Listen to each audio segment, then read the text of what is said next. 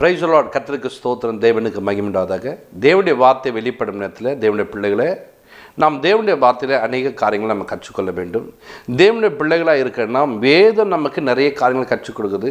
ஒவ்வொரு நாளும் ஒவ்வொரு விஷயத்தை கற்றுக்கொண்டு நம்மளை ஒவ்வொரு நாளும் மாற்றிக்கொள்ள வேண்டும். நம்மளை ஒவ்வொரு நாளும் சரி பண்ணி கொள்ள வேண்டும். சரி பண்ணி கொள்ளும்போது நாம் தேவனோடு இணைக்கப்பட முடியும். தேவன் நம்மளோடு இணைவார். நமக்கும் தேவனுக்கும் நல்ல உறவு உண்டாகும். அதற்காக நாம் பிரயாசப்பட வேண்டும். தேவன பிள்ளைகளே, 1 பேதுரு 4ஆம் அதிகாரம் 9ஆம் வசனத்தை வாசிக்கும் போது பாருங்க, முறுமுறுப்பில்லாமல் ஒருவரை ஒருவர் உபசரியுங்கள். முறுமுறுப்பு இல்லாமல் ஒருவரை ஒருவர் உபசரிக்க வேண்டுமா? அப்போ உபசரிக்கிற நீங்கள், ஒரு காரியங்களை செய்கிற நீங்கள், உதவி செய்கிற நீங்கள் என்ன பண்ண வேண்டுமா? முறுமுறுப்பு இருக்கக்கூடாது. இந்த முறுமுறுப்பு உள்ளவளாய் அநேகர் இன்றைக்கு மாறுகிறீர்கள். சும்மா நானே உனக்கு சோறு வடித்து போடணுமா அப்படின்னு முறுமுறுத்து கொண்டே ஒரு வேலையை செய்கிறீர்கள். அதனால் உங்களுக்கு பலன் இருக்காது. அந்த முறுமுறுப்பு இருக்கும்போது அடுத்த டைம் உங்ககிட்ட கேட்கணுன்னா அவங்க உங்ககிட்ட பேசுவதற்கோ உங்ககிட்ட ஒன்றை கேட்பதற்கோ அவர்கள் தயங்குவார்கள். ஏன் என்று சொன்னால், உன் முறுமுறுப்பு அது தடையாய் மாற்றிவிடும். நான் ஒன்றை கேட்பேன், அதற்கு ஒரு பதில் சொல்லுவாங்க. எதுக்கு நான் அவங்ககிட்ட கேட்கணும்னு சொல்லிட்டு நான் கேட்கறது கிடையாது. ஒரு கணவன் மனைவி இருக்கிறீங்கன்னு சொன்னால், நீங்கள் முறுமுறுத்து கொண்டு ஒரு வேலை செய்யணும்னா உன் கணவன் உன்னோடு பேசுவதோ உன்னோடு கூட பழகுவதோ அவர் நிறுத்தி கொள்வார். ஒரு மனைவி இருக்கிறார்னு சொன்னால், மனைவி இடத்துல கணவன் முறுமுறுப்பார் என்று சொன்னால் மனைவி எது ஒன்றை கேட்பதை நிறுத்தி கொள்வார்கள். அப்போது ஒரு குடும்பத்தில் அந்யுன்ய ஐக்கியமாக இருக்கிற நீங்கள் இந்த முறுமுறுப்பு உங்களை பிரித்துவிடும். இந்த முறுமுறுப்பினாலே உங்கள் குடும்பம் பிரிந்துவிடும். அல்லேலூயா.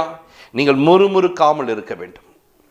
நீங்கள் முறுமுறுக்காமல் உபசரிக்க வேண்டும். அது உங்கள் குடும்பம், அது உங்கள் கணவன், உங்கள் மனைவி, உங்களுடைய பிள்ளைகள் என்பதை அறிந்து நீங்கள் முறுமுறுக்காமல் செய்ய வேண்டும். ஒரு காரியங்களை செய்யும்போது நீங்கள் முறுமுறுத்து கொண்டு நீங்கள் செய்வீங்கன்னு சொன்னால் அதை வாங்குகிறவர்கள் வாங்க மாட்டார். கொடுப்ப கொஞ்ச நாள் பற்றி எதனா சொல்லுவேன், எதுக்கு எனக்கு வேணா விட்டுரு அப்படின்வாங்க.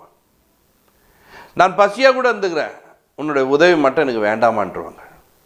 இன்றைக்கு அநேக குடும்பங்கள் பிரிந்து வாழ்வதற்கு காரணம் முறுமுறுப்பு.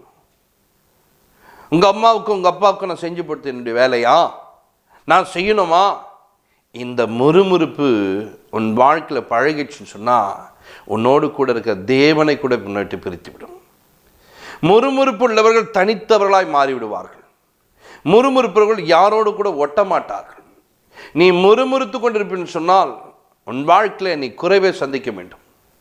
இன்றைக்கு அந்த முறுமுறுப்பான காரியங்களை நீங்கள் விட்டு விலக கற்றுக்கொள்ள வேண்டும்.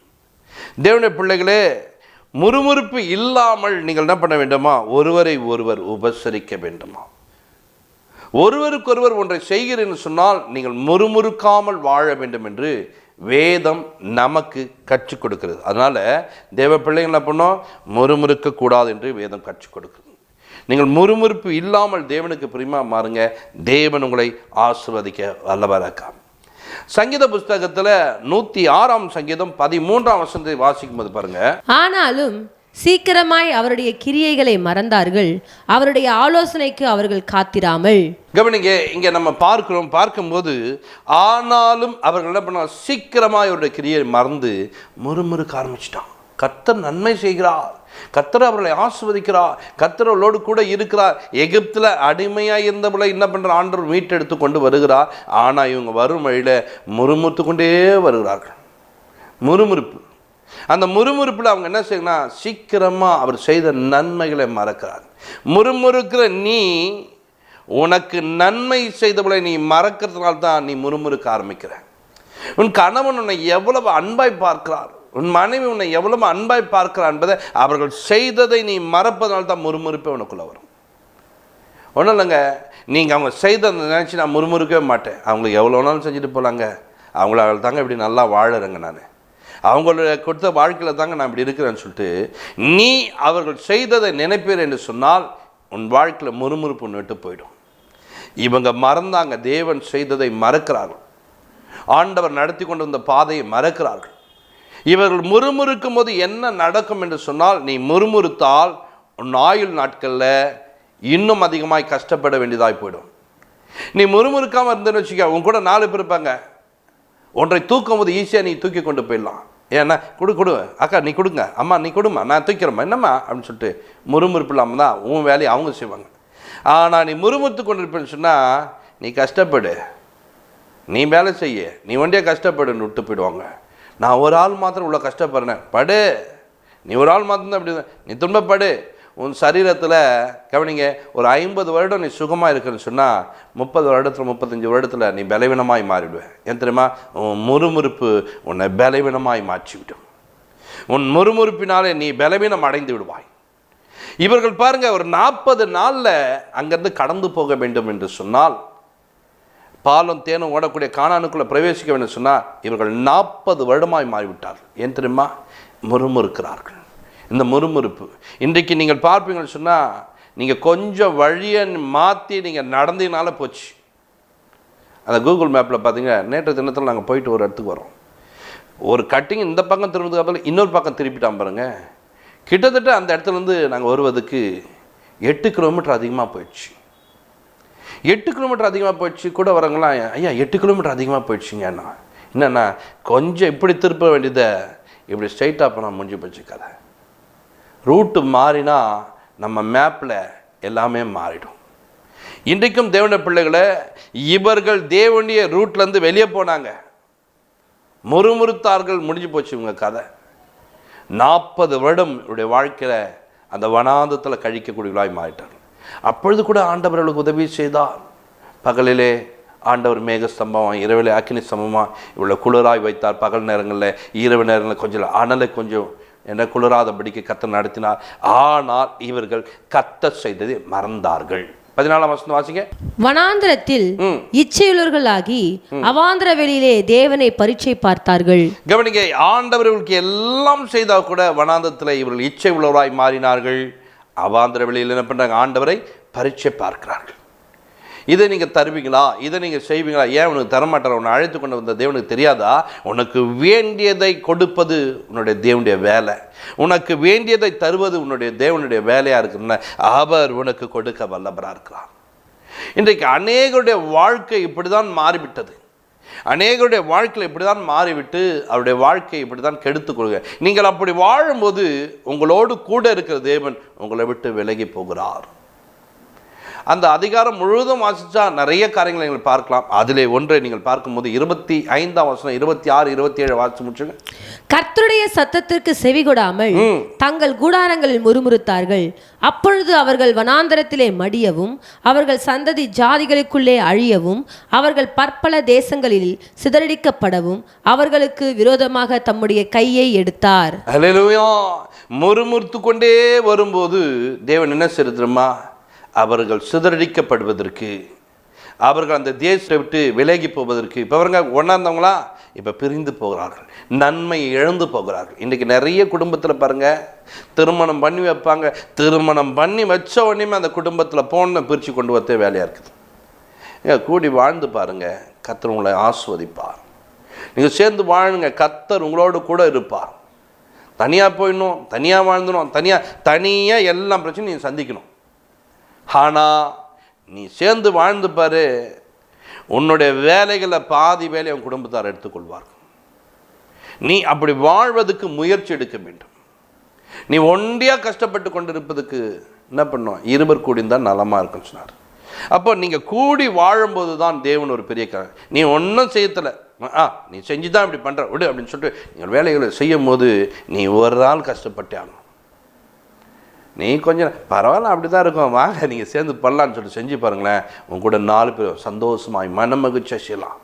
உனக்குள்ள பலவீனம் தாக்காது, நீ பலவீனப்பட மாட்டே. நீ பலவீனத்தோடு இருக்காதபடிக்கு தேவனை நடத்துவார். அதை நீங்கள் வாசிக்கும் போது பாருங்கள், அவர்கள் மேலே கையை வைத்திருந்தாராம், அந்த கையை எடுக்கிறார்.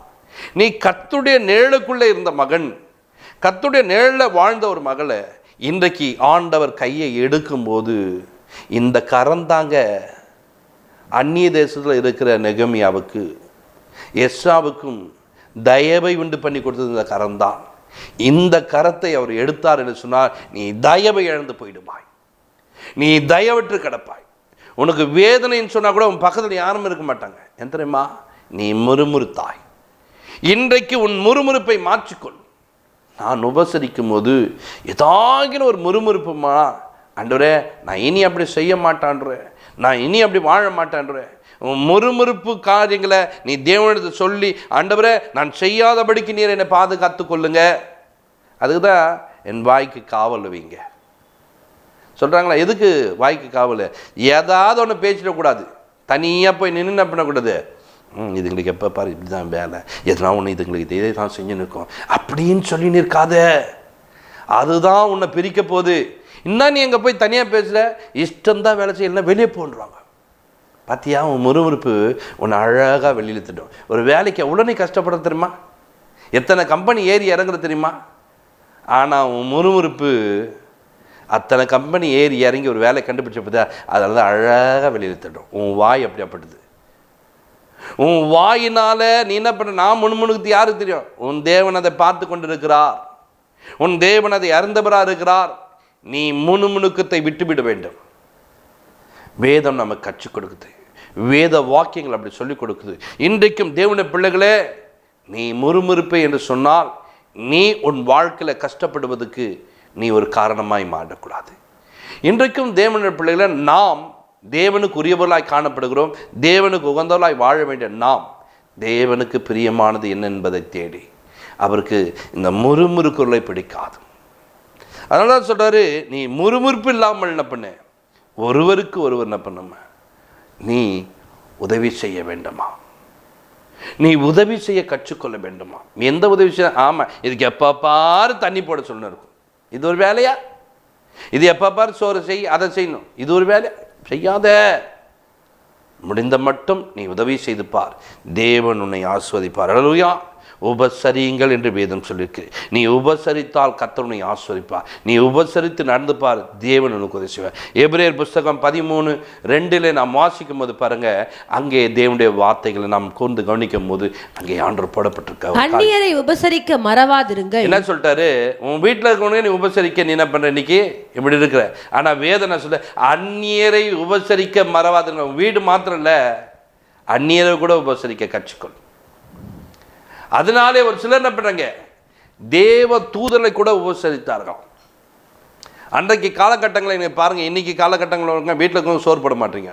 அன்றைக்கி காலகட்டங்களில் பிச்சைக்காரன் கரெக்டாக ஒரு 8 மணிக்கு அந்த பக்கமாக கிராஸ் பண்ணுவான். ரோட்டில் வரும்போது என்ன பண்ணுவான், மானுவான், இருப்பா அந்த சோறு ஆகுது, நீ போயிட்டு அந்த தெரு போயிட்டு வாங்க, நான் அவனுக்கு போட்டு வைக்கிறேன். யாருங்க அவன்? உங்கள் வீட்டு சொந்தக்காரனா அவன்? பிச்சைக்காரன். பிச்சைக்காரனுக்கு சோறு வடிக்கிறேன், நீ போயிட்டு வா, நான் அவனுக்கு போடுறேன்னுவாங்க. அதே போல் திரும்ப வரும்போது அவங்களுக்கு சாப்பாடு போடுவாங்க. அன்னைக்கு காலம். அதனால தான் அவர்கள் நீண்ட ஆயுளோடு வாழ்ந்தார்கள், அவர்கள் ஆசீர்வாதமாக இருந்தார்கள். இன்னைக்கு பாதியில் புட்டு போகிறதுக்கு என்ன காரணம்? கொஞ்ச நாளில் செத்து போகிறதுக்கு காரணம் என்ன? நீ யாரையும் உபசரிப்பதில்லை. அப்படியே உபசரித்தாலும் முறுமுறுத்து கொண்டே இருப்பேன். இத்தனை பேருக்கு நான் எப்படி சமைக்க முடியும்? ஹோட்டலுக்கு போயிடலாம். எவ்வளோ சொகுசு பற்றியா? ஹோட்டலுக்கு இருக்கிறவங்க செய்கிறானே, அவன் மனுஷன் கிடையாதா? இல்லைங்க, வீட்டுக்கு கொண்டு வாங்க, நான் செஞ்சு தரேங்க. உபசரிக்க கற்றுக்கொள். நீ உபசரித்து பார், உன் தேவன் உன்னை ஆஸ்வதிப்பார். உன் கையின் பக்குவத்தை பார்த்து அவர்களாம் சந்தோஷப்படுவாங்க. நல்ல சமையலுமா, உன் சமையல் போல் ஒரு சமையலுமா சொல்லணும், அப்படி நடந்துக்கோ. உபசரிக்கணும் சொன்னாலே உனக்கு பயங்கரமா நோவுதா? கவனிங்க, இன்னைக்கு நல்லா கவனிச்சிங்க. நீ உபசரிக்க கற்றுக்கொள். வேதத்தில் முன்னோர்களை பாருங்கள் எப்படி ஆஸ்வதிக்கப்பட்டார்கள். ஆதியாகம புஸ்தகத்தில் நீங்கள் வாசிக்கவில்லை. ஆதியாகம புஸ்தகத்தில் பார்த்தீங்கன்னா 18ஆம் அதிகாரத்தில் நீங்கள் 2ஆம் வசனம் பாருங்கள். தன் கண்களை ஏறெடுத்து பாருங்க. தூரத்தில் ஒருத்தங்க வராங்க, வந்தோடனே பார்த்தாங்க, வாங்க எங்கள் வீட்டுக்கு வாங்க, உட்காருங்க, முகத்தை கழுவுங்க, உட்காருங்க. ஆபிரகாம் உட்கார வச்சு சோறு போட்டார். ஒரு கொழுத்தை கண்டை அடி, நீ சாதாரண சாப்பாடு வீட்டில் கிட்ட செஞ்சு போட மாட்டேற. அவர் வேலை மனங்க ஒரு கண்டை பிடிச்சி அடித்து சாப்பாடை போட்டு அவங்களுக்கு வேண்டியதெல்லாம் செஞ்சு கொடுத்தாரு. பார்த்தாரு, உன் வீட்டில் என்ன குறைவுன்னு பார்த்தாரு. குழந்தை இல்லையா, உனக்கு ஆண்டு குழந்தை தருவான்னு சொல்லிட்டாரு. பார்த்தீங்களா? உபசரிப்பு உன் தேவையை சந்திக்கக்கூடியதாய் மாறும். இந்த உபசரிப்பில் நீ சுகமாய் 19ஆம் அதிகாரம் 1ஆம் வசனத்தை வாசிக்கும் போது பாருங்க, அங்கே பார்க்கும்போது பார்த்தீங்கன்னா லோத்து அதே போல செய்கிறார். அவர் உபசரிக்கிற ஒரு மனிதனாய் மாறினார். வாங்க எங்கள் வீட்டுக்கு வாங்க, கொஞ்சம் சாப்பிடுங்க. அந்த உபசரிப்பு அவர் அந்த பட்டணத்தில் காக்கப்படுகிற ஒரு மனிதனாய் மாறினார். உன் உபசரிப்பு முறுமுறுப்பு இல்லாமல் உபசரித்துனா உன் வாழ்க்கை சிறந்திருக்கும். தேவனை ஆஸ்வதிப்பார். ஜெபிப்போம். பரலோக பிதாவே, உமக்கு நாங்கள் நன்றி செலுத்துகிறோம். இப்பொழுதும் கூட ஆண்டவரே, ஜனங்கள் முறுமுறுக்காதபடிக்கு உபசரிக்க ஒவ்வொரு குடும்பங்களையும் தேவன் தாமே வழிநடத்தி ஆசீர்வதிக்கப்பட்டதுக்காய் ஸ்தோத்திரம். அன்றே முறுமுறுத்து கொண்டிருக்கிற ஒவ்வொரு வீடுகளிலும் காணப்படுற அந்த ஆவிகள் இயேசுவின் நாமத்தினால் நிர்மூலமாகட்டும். தேவன் தாம் இந்த குடும்பத்துக்கு பாதுகாப்பாக இருந்து முறுமுறுக்காமல் உபசரிக்க கர்த்தாவே உதவி செய்யும். ஆசீர்வதியும் பெரிய காட்சி இயேசு கிறிஸ்துவின் ஜெபத்திற்கும் நல்ல பிதாவே. God bless you.